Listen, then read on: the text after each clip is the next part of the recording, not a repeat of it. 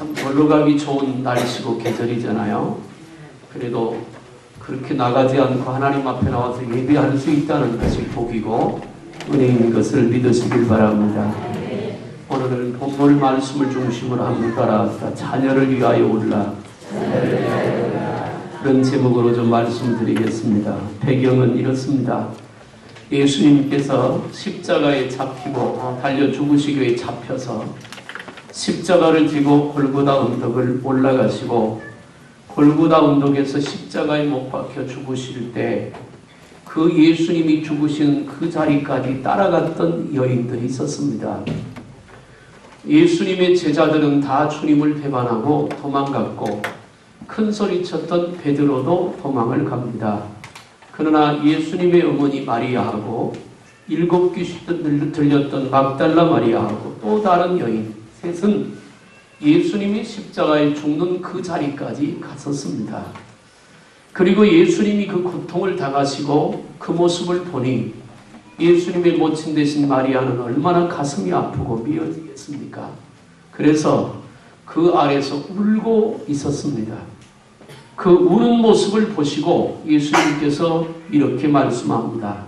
오늘 28절에 예수께서 돌이켜 그들을 향하여 이르시되 예루살렘의 딸들아 나를 위하여 울지 말고 너희와 너희 자녀를 위하여 울라. 이렇게 말씀하십니다. 근데 이유가 뭘까? 왜 예수님이 자녀를 위하여 울라고 말씀하실까? 그 원인이 29절에 있습니다. 보라 날이 이르면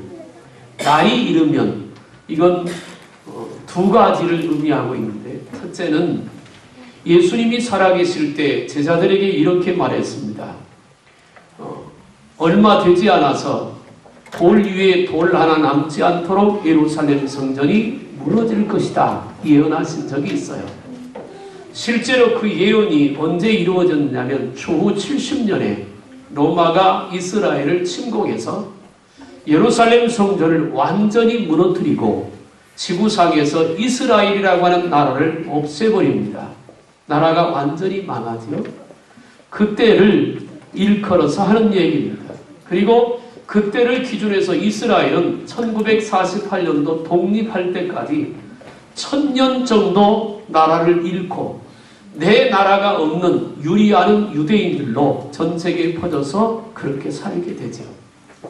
그러니까 여기 예루살렘아 나를 위하여 여인들아 나를 위하여 울지 말고 자녀를 위하여 울라 그 말은 이 나라가 망할 때가 오는데 그때를 대비해서 내 자녀들이 구원의 복음을 들을 수도 없고 하나님을 마음껏 예배할 수 없을 그때가 올 텐데 그때를 위해서 울라 기도하라 그 말이죠. 또 하나는 멀리 예수님의 재림을 바라보고 말씀하고 계십니다. 예수님이 다시 오시는 그때 우리가 가만히 있다가 어느 날 갑자기 주님이 재림하시면 내 자녀가 큰아들이 큰딸이 막내가 예수 믿지 않았는데 그때 예수님이 재림하면 그때 울어야 소용이 없다는 거예요. 그러니까 그날이 오기 전에 그 자녀들을 구원하고 그 자녀들을 위하여 울 수 있으면 울어서라도 그 자녀를 구원하라고 하는 주님의 말씀인 것입니다.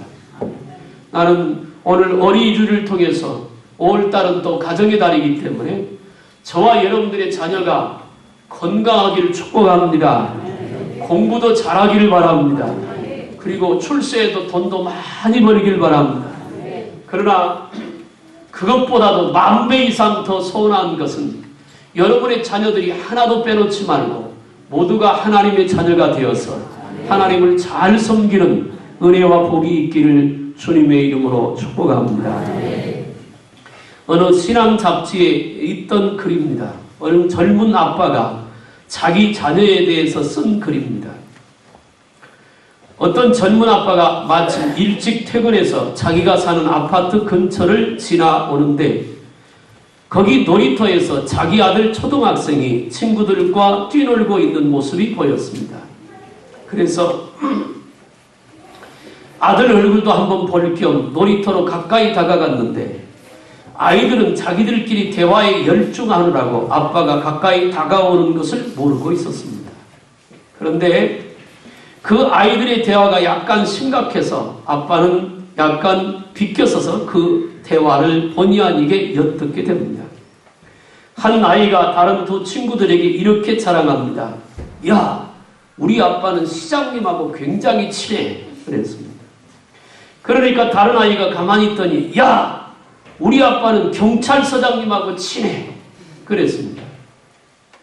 이제 자기 아들이 말할 순서였습니다.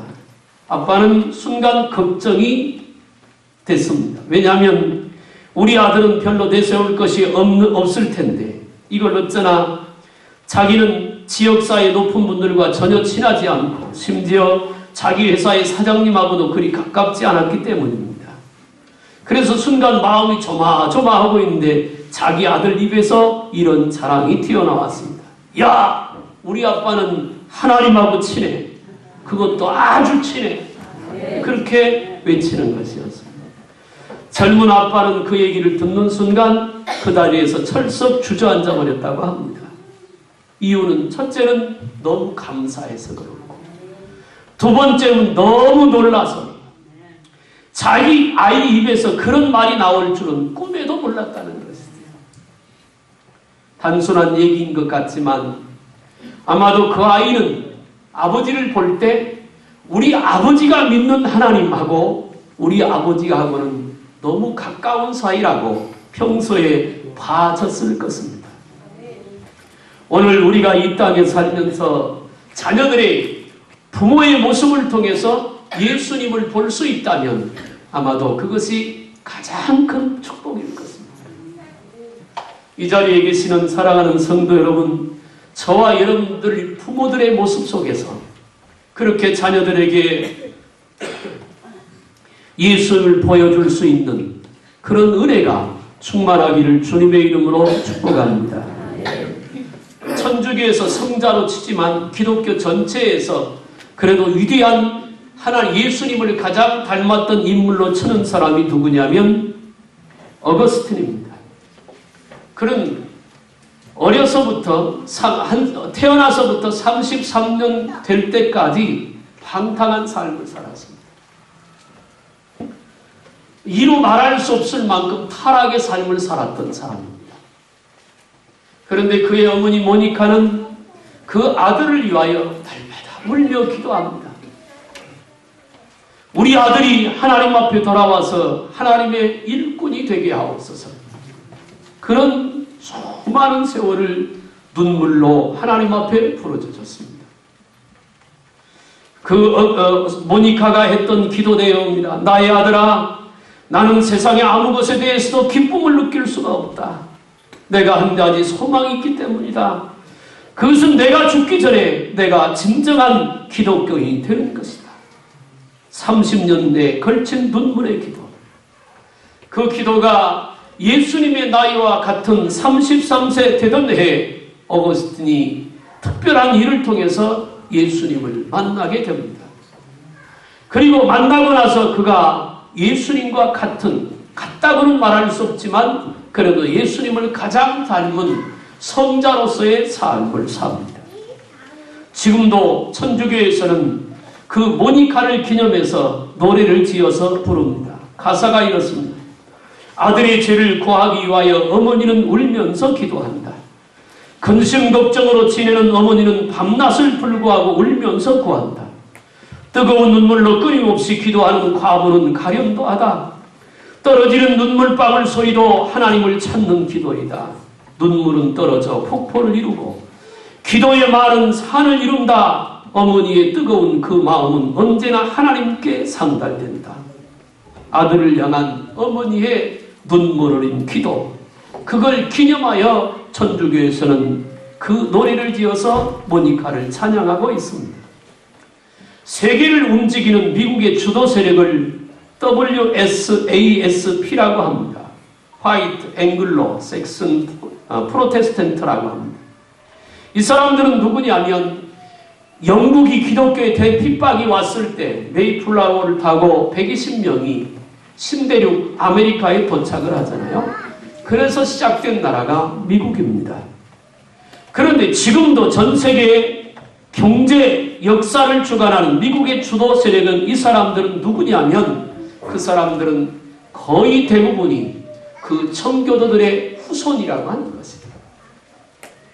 생명을 걸고 나라를 떠나 어딘지 모르지만 하나님이 인도할 줄로 믿고 오직 하나 믿음을 지키기 위해서 대서양을 건너 신대륙 미국까지 들어와서 세운 그 나라.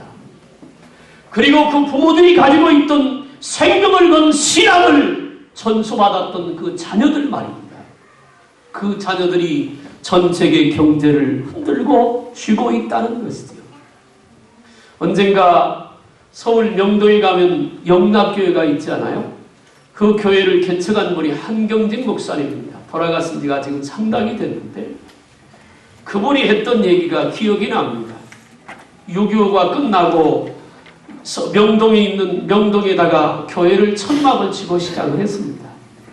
그때는 거기가 그렇게 좋은 곳이 될 줄은 몰랐겠지요. 전쟁이 끝나고 정말 비참하게 살 때 그 피난 나온 그리고 혹은 전쟁에서 회복된 그곳에서 남을 이만큼 갖다가 산에 가서 뜯어다가 팔고 길가에서 팔던 그분들을 한경직 목사님이 전도를 했습니다. 미군 부대에 가서 밀가루 받아다가 나눠주고 하면서 전도를 시작했어요.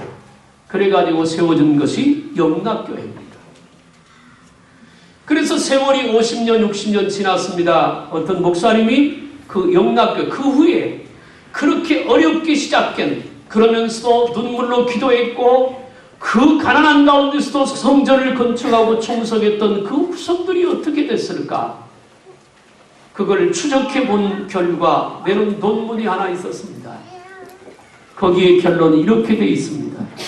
서울 장안에 경제권을 쥐고 흔들 수 있는 대부분의 사람은 그때 영락교회를 세울 때 헌신했던 분들의 자손들이라는 거예요. 그 후손들이 지금도 서울의 경제권을 거의 대부분 쥐고 있다는 것입니다. 사랑하는 여러분, 믿음이 자녀들에게 전수된다는 것은 믿음의 전통을 이어간다는 것은 축복의 대물림입니다. 어떤 가정은 저주의 대물림이 있는 가정도 있잖아요. 의학적으로 봐도 저는 그렇게 정확히는 모르지만 암을 걸린 부모가 암에 걸렸으면 병원에 가면 분명히 의사선생님이 말합니다. 당신도 가능성이 있으니까 늘 그 부분을 조심하라고. 대물림이잖아요. 나는 신앙의 대물림을 통해서 하나님의 은혜와 축복의 대물림이 저와 여러분들에게 함께하기를 주님의 이름으로 축복합니다. 지난 월요일날 저녁에 목사님들하고 식사를 마치고 좀 어둡지만 골목 같은 데를 이렇게 지나오는데 남학생이 8명인가 9명인가 되고 여학생이 2명 있고 여학생 2명인 건 확실해요. 그런데 얘들이 어른들이 지나가니까 딴짓을 하다가 슬슬 피해가면서도 자기들끼리 보니까 중학생들 같은데 옛날 같으면 한마디 하고 싶은데 그럴 수도 없고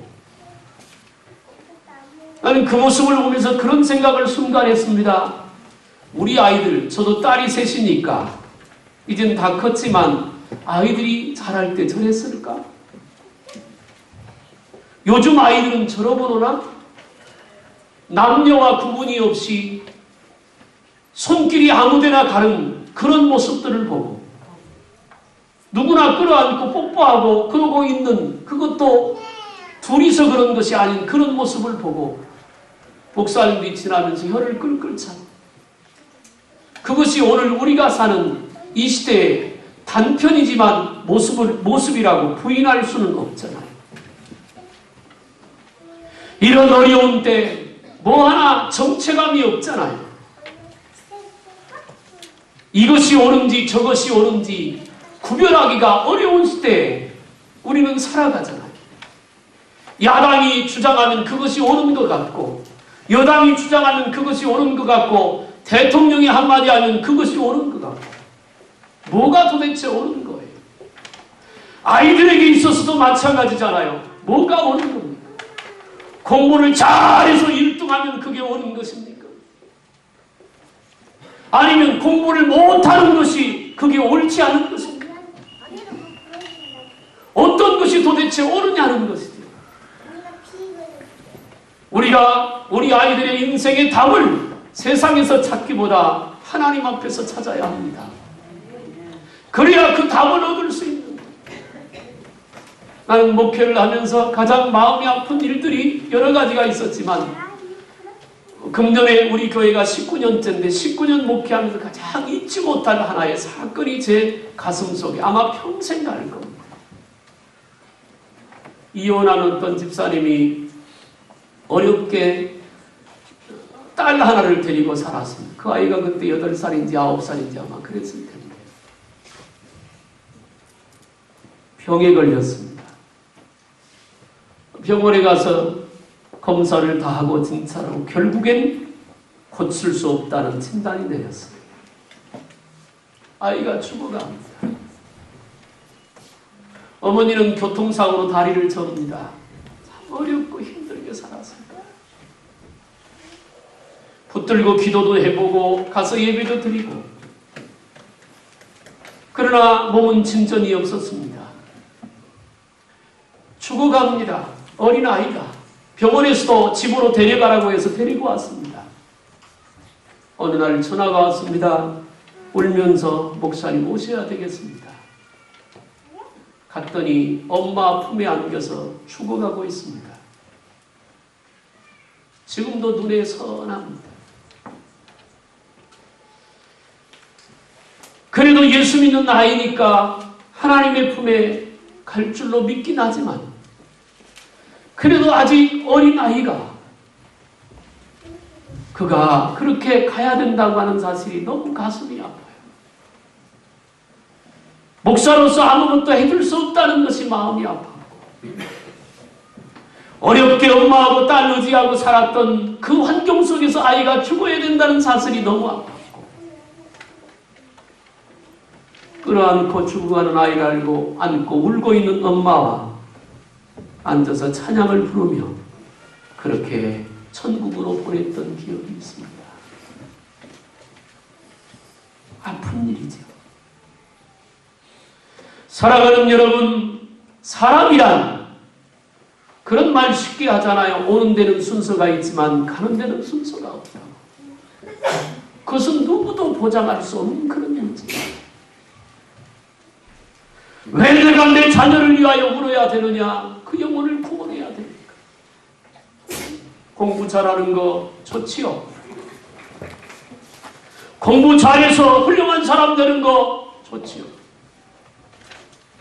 그런데 그 안에 예수가 있지 않아서 이 어지러운 세대 속에 휩쓸려가 어느 한순간 세상 길로 나가버리면 대책이 없잖아요. 그것이 중요한 게 아니잖아요. 우리는 말씀을 통해서 몇 가지를 좀 기억해야 합니다. 먼저는 자녀의 영혼을 위해서 울 수 있는 부모가 되어야 합니다. 나를 통해서 탄생한 이 아이의 영혼 구원을 위해서 하나님 앞에 통곡하며 울어야 된다는 말. 라이언 화이트라고 하는 소년 이야기입니다. 13살 때 혈액봉 수술을 받았습니다. 그런데 이 수술을 받으면서 수혈을 하다가 후천성 면역결핍증 에이즈에 걸렸습니다. 도저히 그 병을 고칠 방법이 지금도 없잖아요. 아들이 죽어갑니다. 이 아이도 자기가 그 병에 걸려서 죽어간다고 하는 사실을 알면서도 누구도 원망하지 않았습니다.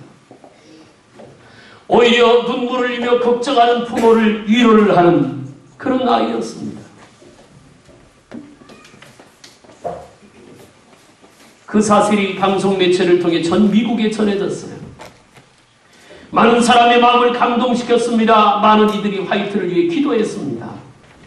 당시 유명인사들이 그 아이를 위로하려고 찾아왔습니다. 레이건 대통령도 찾아왔고 팝 가수인 마이클 잭슨도 찾아와서 위로했습니다. 그 후로 결국 5년을 더 살다가 18살에 이 소녀는 죽었습니다. 그 아이가 마지막으로 나눈 대화의 내용이 많은 사람의 마음을 감동시켰습니다. 아버지는 죽어가는 아들에게 말합니다. 아들아, 미안하다. 나는 아무것도 너에게 해줄 것이 없구나. 아빠가 더 이상 어떤 것도 해줄 수 없음을 용서해다오 말을 합니다. 그 말을 들은 아들은 환한 얼굴로 아버지에게 대답합니다. 아니에요, 아버지. 전 지금 많은 것을 받았습니다. 아무도 아빠가 제게 준 것을 다른 사람이 준 적이 없습니다. 아빠는 내게 천국 열쇠를 주었고 예수님을 소개해 주었잖아요. 예수님을 믿게 했고 말씀을 통해서 영생을 얻도록 내게 말씀을 주셨잖아요. 이보다 더 위대한 것이 어디 있어요? 나는 아빠가 내 아빠인 것이 너무 감사해요. 그리고는 천국으로 갔습니다. 사랑하는 여러분, 돈 잘 벌어서 잘 먹고 잘 사는 거 중요합니다. 그렇게 살다가 예수 떠나서 그렇게 살다가 말입니다. 인생의 마지막이 오는 그 순간 누구든지 다 하나님 앞에 서게 되는데 그때 주님이 우리에게 이렇게 막 물을 것입니다. 너에게 딸을 셋 주었는데 너에게 아들 둘을 맡겨놨는데 그 자식들은 어디 있느냐고, 그 자녀들은 어떻게 있느냐고, 네 것이 아니라 내 것인데 어디 있느냐고, 그렇게 주님이 분명히 물으실 것입니다. 성경은 분명히 말합니다. 부모는 자녀를 하나님께 인도하는 자라고 하는 것이죠. 사랑하는 여러분, 어쩌면 내 아들이, 내 딸이 아직도 예수 안 믿는 것 때문에 자다가도 벌떡벌떡 일어나야 합니다. 기회가 지나가기 전에, 그 자녀를 구원할 시간이 지나가기 전에 그 자녀의 영혼들을 구원시켜야 되잖아요. 돈 버는 것보다 소중하고 급한 것이고 주일 빼먹고 학원에 보내는 것보다 급한 것이잖아요. 어제 그제 국민일보에 이런 기사가 났습니다. 기독교인들을 여론조사를 했습니다. 학원 보내는 것이, 주일날 학원 보내는 것이 옳으냐, 주일 예배드리며 지키는 게 옳으냐 질문을 했습니다. 46%가 학원 보내는 게 옳다고 대답을 했습니다. 지난 주간에 있었던 뉴스 때문에 한 가지 제가 깜짝 놀란 적이 있습니다. 미국에서 일어난 일입니다. 동성애하는 어떤 사람이 법원에다가 고소를 했습니다. 고소 대상은 성경 만드는 회사입니다. 청구액은 7천만 불입니다. 내용은 이런 것입니다. 성경에 동성애가 죄라고 규정해 왔기 때문에 자기가 피해를 봤다는 겁니다. 그러니까 보상을 해주고 동성애가 죄라고 하는 내용을 성경에서 빼라는 겁니다. 희한한 일이 생겼습니다. 인류가 이 땅에 살아가는 동안 최초로 성경을 바꾸라고 하는 소송이 걸려온 것입니다. 그런 배경에는 잘못된 법이 하나 통과된 이유 때문에 평등법이라고 하는 것입니다. 우리나라도 국회에 계류되어 있잖아요. 말은 얼마나 좋습니까? 그런데 문제는 그 법 때문에 교회에서 누가 이단이다 말하면 법에 걸리게 됩니다. 길거리 나가서 사람들에게 전도를 해도 걸립니다. 기독교인들의 손발 입 다 묶어놨습니다. 그 법에 따라 실제로 미국에서는 지금 목사님들이 복음을 전하다가 벌금을 맞고 예수를 전하다가 어려움을 겪은 그리스도인들이 너무 많습니다. 지금 우리나라는 심각한 일들이 벌어지고 있습니다. 그 법이 국회에 계류되어 있을 뿐 아니라 신천지가 오늘 또 CBS 방송국, 전국에 있는 13개 방송국 앞에 500명, 5,000명 혹은 몇만 명씩 모여가지고 집회를 거의 한 달째 하고 있습니다. 피켓을 들고 기독교 해체해라, 방송 해체해라. 그건 CBS에서 신천지의 모든 것을 다 폭로했기 때문에 그렇습니다. 그런데 정부에서 가만히 보고만 있습니다. 이런 뭐가 옳은지를, 어떤 것이 진짜이고 가짜인지를 구별하는 이 시대의 말입니다. 우리 아이들이 예수 믿어야 되지 않겠어요? 그래야 세상을 분별하고 살 거 아닙니까? 자녀의 영적 성장을 위해서 울어야 한다고 말씀하고 있는 겁니다. 주기철 목사님 일대기에 일사가구 영화로 나왔답니다. 지난 성탄절에 그 TV에서 다큐멘터리 형식으로 나왔는데 이제는 영화로 만들어졌다고 그래. 한번 보세요. 알고 있는 얘기입니다. 신사참배를 반대하다 순교하신 주기철 목사가 감옥에 수감되었을 때 일입니다. 일본 검사는 주 목사에게 80이 넘은 어머니가 아들을 타이르면 마음이 바뀌어서 신사참배를 하게 되리라고 생각하고 주기철 목사를 집으로 돌려보냈습니다. 그런데 주 목사가 집에 돌아오자 어머니는 놀라며 말씀합니다. 너는 내 아들이 아니다.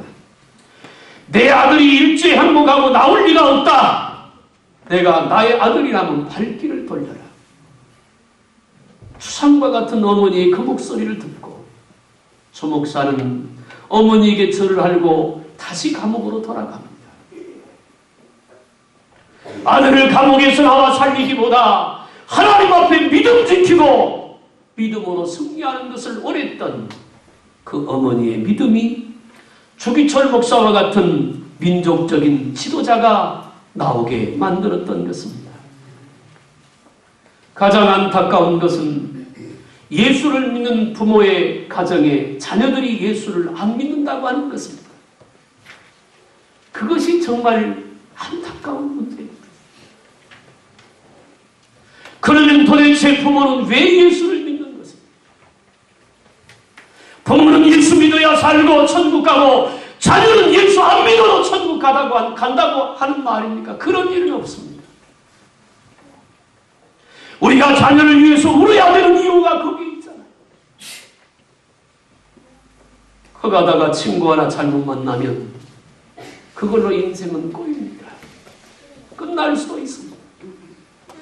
그러나 십자가 붙들고 믿음을 지키면 하나님께서 지켜주실 뿐 아니라 그 중심이 하나님 앞에 있으니 기도하면 지혜가 부족하면 지혜도 주실 것이고 사람이 필요하면 사람도 붙여주실 것이고 건강이 필요하면 건강도 주실 것이고 물질이 필요하면 물질도 붙여주실 줄로 믿습니다.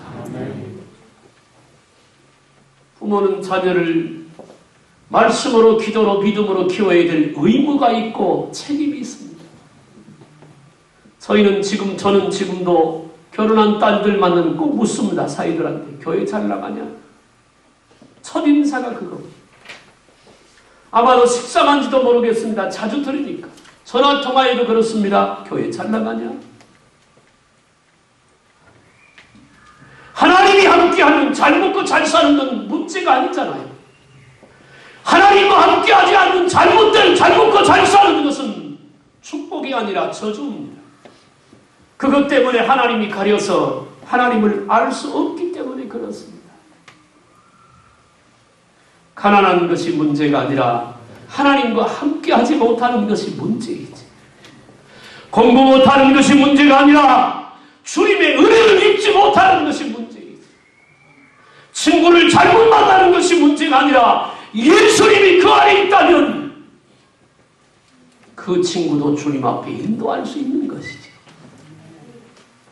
무엇인지 중요한지 알아야 되지 않아요. 전 세계에서 기독교가 가장 급속히 부흥된 것이 대한민국입니다. 그런데요, 교회마다 보면 청소년들이 없습니다. 아이들이 없습니다. 어제 달란트 수상을 했는데 예상을 한 80명이 했다는데 120명이 더 왔어요. 그래 나중에 난리가 났습니다. 음식 모자랄까봐 가서 사오고 어떻게 많이 오니까 좋더라. 중요한 것은 그 아이들을 어떻게 관리하고 양육해 가느냐 아닙니다. 우리 교회 중고등부도 역시 마찬가지입니다. 집사님의 자녀들도 학원 가야 된다고, 어디 가야 된다고, 그렇게 놀러 가야 된다고, 놀러 갈 수 있습니다.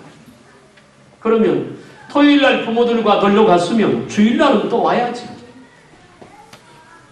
그래서 어려서부터 믿음이 그 마음에 심어져야 되지 않느냐고. 그래서 그게 억지로 끌려오는 신앙이 아니라 그 속에서 하나님을 향한 열정이 있어서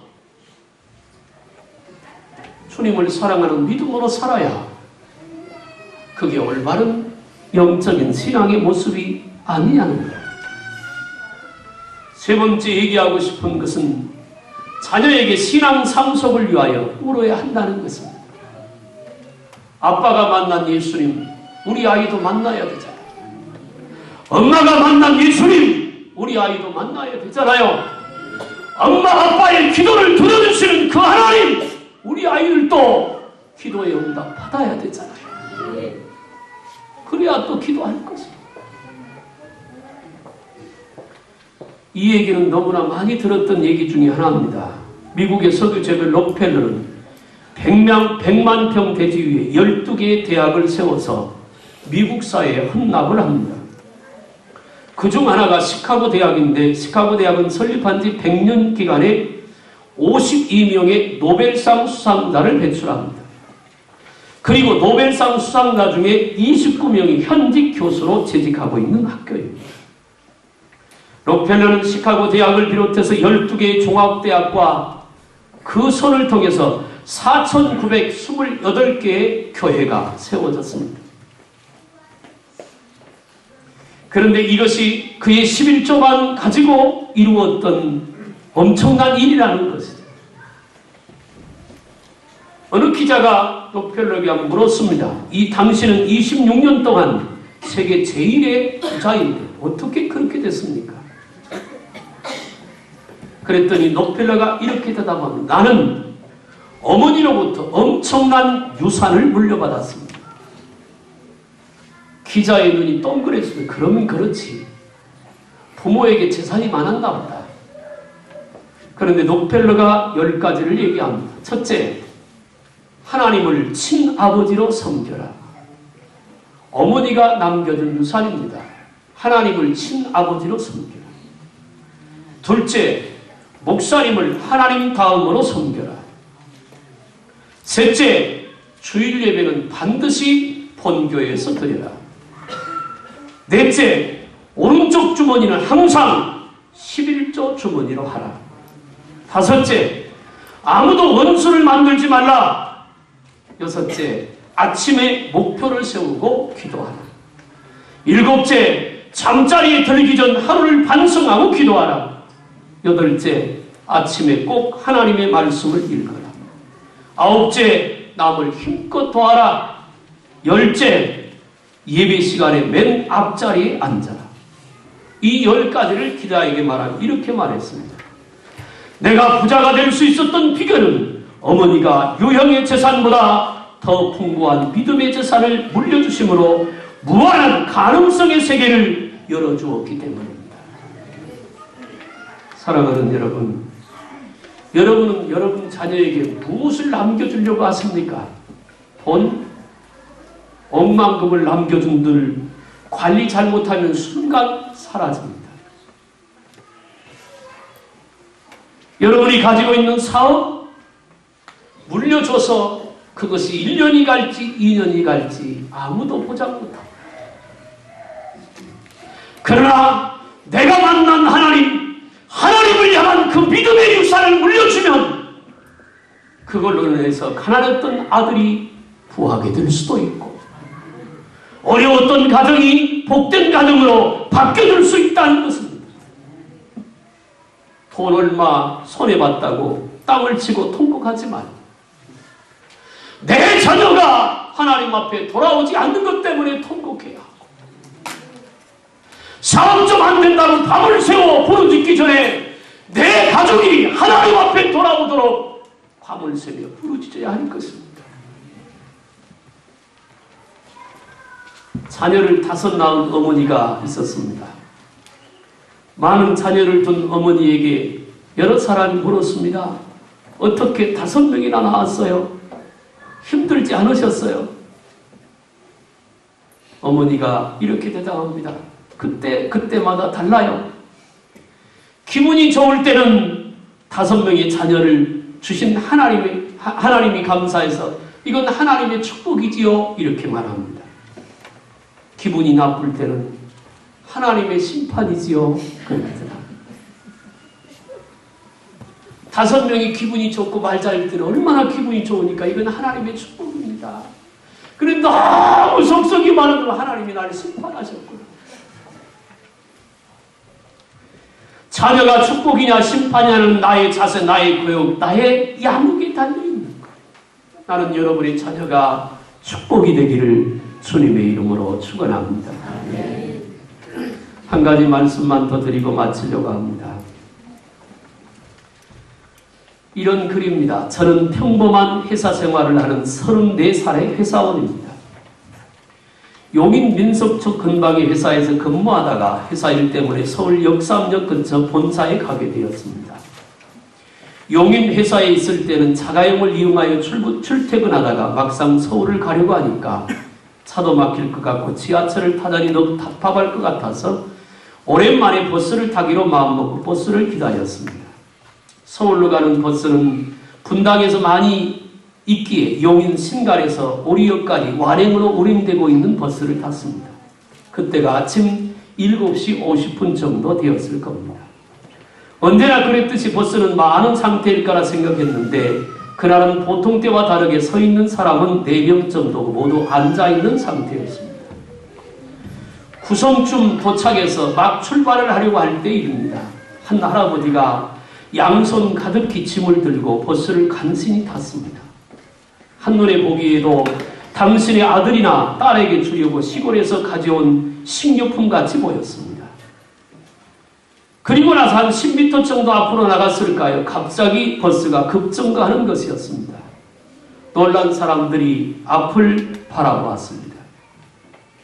운전기사가 할아버지에게 차비 없으면 빨리 내리라고 하고 있었습니다. 할아버지는 어쩔 줄 몰라 하며 한 번만 태워달라고 애원하다시피 말을 하고 있었습니다. 마음속에서는 운전기사에게 어르신한테 너무한다고 뭐라고 말하고 싶었지만 차마 입이 떨어지지 않았습니다. 그런 찰나에 초등학생으로 보이는 여자아이가 앞으로 성큼성큼 걸어갔습니다. 그 이후는 가방을 내려놓고 여기저기 뒤지기 시작했어요. 그리고 기사 아저씨한테 막 소리를 지르는 것이었습니다. 할아버지잖아요. 아저씨, 앞으로는 이렇게 불쌍하신 분들 타시면 공짜로 10번 태워주세요. 라고 말하면서 만원짜리를 든 통에, 만원짜리를 돈통에 넣는 거였습니다. 그것을 바라보는 나는 순간 눈물이 핀 돌 정도의 찐함이 가슴을 스치고 지나갔습니다. 그리고는 할아버지를 자기가 앉아있던 자리에 모시고 가는 게 아니겠습니까? 정말 제가 태어나서 이렇게도 창피했던 적이 있었나 하는 순간이었습니다. 나 아닌 다른 사람들도 같은 마음이었을 거라 생각합니다. 왜 이렇게도 고개를 들 수가 없고 어른이라는 게 이렇게도 후회가 되는 하루였습니다. 내릴 때쯤 다 왔을 때 저는 10,000원을 지갑에서 꺼냈습니다. 그리고는 내는 문이 열렸을 때 그 꼬마 주머니에 10,000원짜리를 얼른 찔러놓고는 도망치듯 뛰어내렸습니다. 그렇게라도 하지 않으면 제 마음이 편치 않을 것 같았습니다. 반성하는 하루를 살게 해준 그 꼬마에게 진심으로 머리 숙여 감사합니다. 하나의 이야기입니다. 저는 이 이야기를 읽으면서 그런 생각을 해봤습니다. 그 여자아이의 어머니는, 아버지는 세상을 멋지게 산 사람이다. 우리 아이들도 그래야 되지 않겠습니까? 나는 우리 성도님들이 우리 아이들에게 믿음의 멋진 부모들이 되기를 주님의 이름으로 축복합니다. 기도하겠습니다. 살아계신 하나님 아버지, 은혜와 사랑을 감사합니다. 가정을 이루게 하신 분도 하나님이시고 우리 가정에 자녀를 주신 분도 하나님이신데 우리는 그것이 내 소원인 양 아니면 아무 생각 없이 우리 아이들을 그냥 키우고 있습니다. 세상 모든 사람들이 그런 것처럼 성공하라고, 세상 모든 사람들이 그런 것처럼 출세하라고, 성공도 좋고 출세도 좋은데 하나님 떠나면 마귀의 종이요 마귀의 도구만 될 수밖에 없는데 그건 까맣게 잊고 방치해 놨습니다. 이제 예수님이 오늘 말씀하는 것처럼 내 자녀를 위하여 울라고 말씀하셨는데 아버지 하나님, 이제부터 나를 통해서 허락된 자녀를 위하여 울고 그 영혼들을 하나님 앞에 인도해내는 아름다운 부모들이 되게 하여 주옵소서. 큰 사랑교회 속한 가정들마다 구원 못 받는 자녀가 하나도 없이 모두가 예수 믿고 구원받는 은혜를 주옵소서. 예수님의 이름으로 기도하옵나이다. 아멘.